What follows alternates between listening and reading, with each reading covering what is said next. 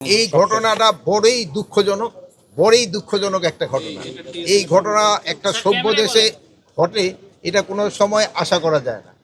তো এটার জন্য যারা ইসে দায়ী, এদের কিন্তু আমরা আইনের আওতায় অলরেডি 5 জন, গত রাত্রে একজন ধরা হয়েছে, এর আগেও 2 জনকে হাতিয়ার সহ র্যাব ধরছে, 2 জনকে এই মেট্রোপলিটন পুলিশ ধরছে, আরও একজনকে রাত্রে মেট্রোপলিটন পুলিশ ধরছে, এবং ডিবি টিমগুলি বিভিন্ন জায়গায় কর্মরত আছে, এবং অন্যান্য যারা আছে সবাই যেন আইনের আওতায় নিয়ে আসা হয়, সবাই যেন আইনের আওতায়। এই ঘটনাটা খুবই দুঃখজনক। তো একটা জিনিস হলো, আপনাদের সবাই আমাদের মানে চিন্তা করা দরকার, আমরা খুব অসহিষ্ণু হয়ে গেছি কোনো কিছু একটা। এই অসহিষ্ণুতাটা আমাদের সবারই কিন্তু একটু কমায় আনতে হবে। এটা কিন্তু এই নীতি নির্ধারক আমাদের সবারই দায়ী রয়ে গেছে। আমরা আমাদের ছেলে মেয়েদের, আপনারা আপনাদের ছেলে মেয়েদের, ক্লাসের ধরনের কলেজের শিক্ষকরা আছে, ইউনিভার্সিটি শিক্ষকরা আছে, সবাই এইটা একটা দায়িত্ব। স্কুলের শিক্ষকরা আছে, দেন ধরনের ডাক্তার আছে, সমাজের আমার মনে হয় সব শ্রেণী এটার সাথে যদি একটুই হয়, সবাই সহযোগিতা করে, এই অসহিষ্ণুতা একটু কমে আনতে হবে। ওয়ালটন এখন দেশের সীমানা পেরিয়ে পৌঁছে গিয়েছে 50টিরও বেশি দেশে।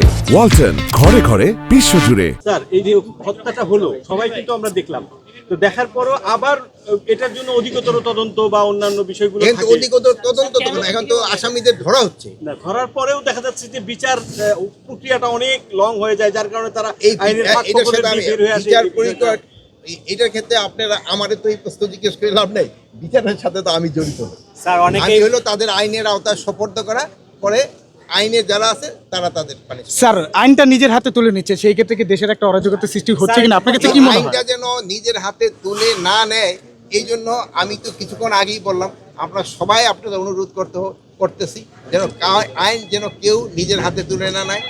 কোনো ঘটনা ঘটলে এটা যেন আইন শৃঙ্খলা বাহিনীর কাছে জানানো হয়, এবং আইন শৃঙ্খলা বাহিনী এইটার ব্যবস্থা নেয়। স্যার, আইন শৃঙ্খলা বাহিনী অনেকেই বলছে, অভিযোগ করছে যে তারা নির্লিপ্ত ভূমিকা পালন করছে, এখনো কঠোর যদি অবস্থানে বলেন যাচ্ছে যে না। নির্লিপ্ত ভূমিকা পালন করলে তো এই 5 জনকে ধরা হইতো না। সেটি 2 দিন পরে না, 2 দিন পরে না, যখন ভাইরাল হইলো, যখন হইতে সেই সময় ধরা হয়েছে।